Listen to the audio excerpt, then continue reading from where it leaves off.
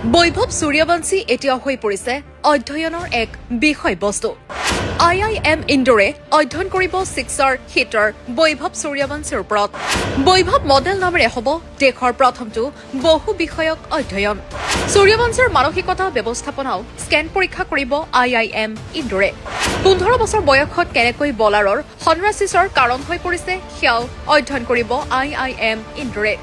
একেৰাহে দুবাৰকৈ royal Challengers বেংগালুৰুৱে IPLৰ trophy জয় কৰি যি চৰ্চা হ'ব লাগিছিল তাতকৈ অধিক চৰ্চাত এতিয়া 15 বছৰীয়া বৈভৱ সূৰ্যবংশী।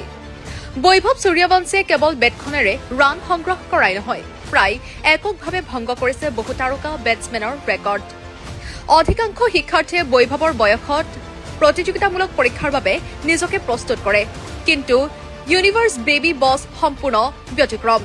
এতিয়া ভাৰতীয় ক্ৰিকেট অনুৰাগীয়ে অনুভৱ কৰে 15 বছৰীয়া খেলুৱৈগৰাকী এই গ্ৰহৰ লোক নহয়, যেন অন্য গ্ৰহৰ কোনো অদ্ভুত প্ৰাণীহে।